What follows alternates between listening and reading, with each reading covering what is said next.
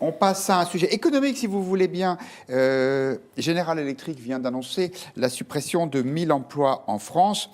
General Electric, GE pour les intimes, et ce groupe américain qui avait repris en 2015 les activités énergie d'Alstom, en particulier les turbines, en promettant à l'époque de créer des emplois. Donc la promesse n'est pas tenue. Le gouvernement est évidemment assez gêné. Écoutez Agnès Pannier-Runacher, elle est secrétaire d'État auprès du ministre de l'économie. Elle était ce matin sur France Info et elle dit on va essayer d'accompagner tout ça comme on pourra. Notre enjeu, c'est deux choses. C'est de préserver les capacités industrielles à Belfort. Premier enjeu. Deuxième enjeu, d'accompagner individuellement chaque salarié. Si le plan social est jugé insuffisant, on l'a déjà fait, on est capable effectivement de mettre une pression très forte. En règle générale, ce qui se passe, c'est que les gens améliorent le plan social. Donc on est aux côtés des salariés, on est aux côtés des organisations syndicales, on travaille avec les élus. Et l'objectif, c'est de minimiser l'impact social de ce plan. Voilà, comme le disait la secrétaire d'État, c'est le site de Belfort qui est concerné en premier par ce plan. Ces propos un peu rassurants ne suffisent pas à calmer la colère de l'opposition. Écoutez Julien Aubert, il est député Les Républicains du Vaucluse. Le cas de General Electric, c'est un cas extrêmement symbolique, je dirais, d'un mensonge d'État. Parce que on a un plan social qui survient après les élections. On a, je vous rappelle, les engagements de GE qui étaient de créer 1000 emplois. Finalement, ils en détruisent 1000 emplois. Depuis plusieurs mois, vous aviez des documents internationaux, je l'ai dit d'ailleurs sur Twitter, qui montraient qu'il y avait avoir des décisions mondiales qui avaient forcément une répercussion en France. Et le nouveau directeur est un proche d'Emmanuel Macron. Jean-Michel Kiesinger, vous pensez que c'est un bombe à retardement, ce dossier social qui émerge ? Alors, c'est une bombe à retardement, oui. C'est vrai que c'est compliqué à gérer parce que c'est Emmanuel Macron qui, en 2014, avait œuvré à ce rapprochement. Il était ministre de l'économie à l'époque. Il était ministre de l'économie à l'époque. C'est vrai qu'on est aussi dans un contexte social qui est très dégradé en ce moment. Emmanuel Macron n'a pas perdu à sauver les meubles lors des élections européennes, mais le contexte social reste quand même le même.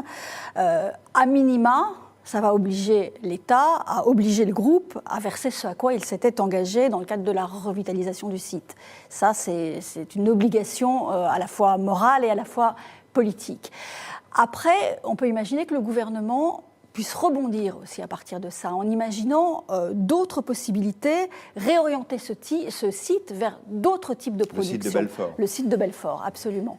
Et ça, c'est quelque chose d'indispensable. Donc ça nécessite un peu d'imagination, mais pourquoi pas, et pourquoi pas vers le nucléaire. L'alternative, ça peut être essentiellement aujourd'hui le nucléaire. On a vu le rapport d'hier qui est très favorable, qui explique qu'il est très pertinent d'investir aujourd'hui dans le carénage. Il faut que l'État se réoriente vers ça.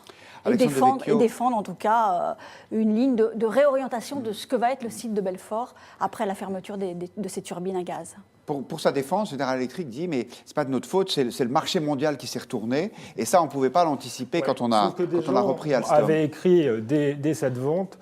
Nous, en l'occurrence, au Figaro Vox, par l'intermédiaire de Jean-Michel Quatrepoint, que les Américains n'achetaient pas Alstom pour le développer, mais pour le dépecer. Et il fallait être bien naïf pour penser autre chose. Donc je ne crois pas du tout à l'excuse de la conjoncture. Je crois qu'ils ont fait leur travail, en fait, GE, et ils ont dépecé un concurrent.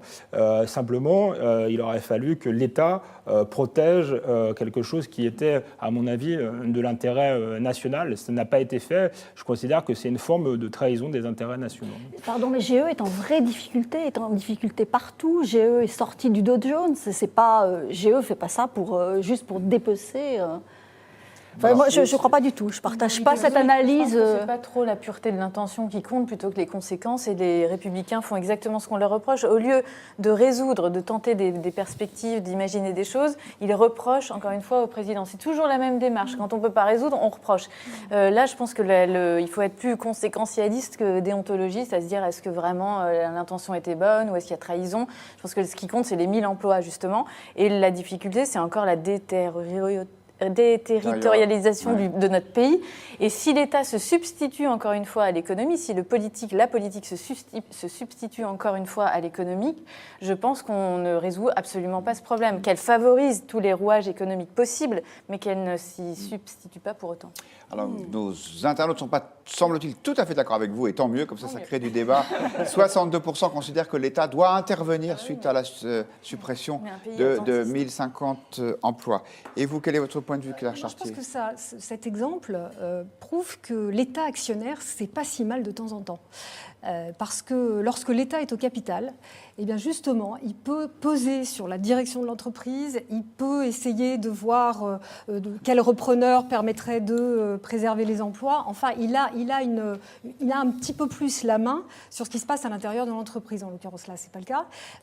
Quand on voit les chantiers navals de Saint-Nazaire, l'État est resté au capital des chantiers. Il a été partie prenante dans le transfert, parce que le précédent propriétaire sud-coréen était en difficulté, donc il a géré la reprise par un groupe italien, et il est maintenant, je crois, à 49% du capital. Et ça permet de préserver des emplois, puisque l'italien s'est engagé sur les 12 prochaines années à maintenir les emplois. Donc on voit qu'il y a là une marge de manœuvre. Je sais bien que l'État actionnaire est très décrié parce qu'il semble peu compatible avec l'économie de marché et avec le côté très réglementaire, figé que ça suppose, mais en l'occurrence, là, je me dis que ça aurait eu du bon.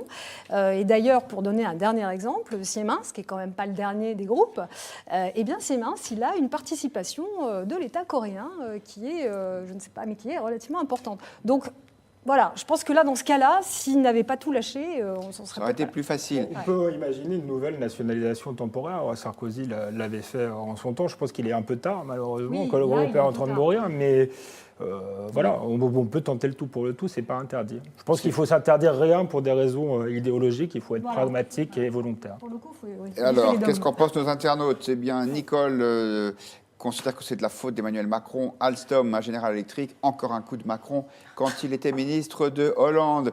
Citoyen payeur pense que cette affaire General Electric va coûter cher au gouvernement.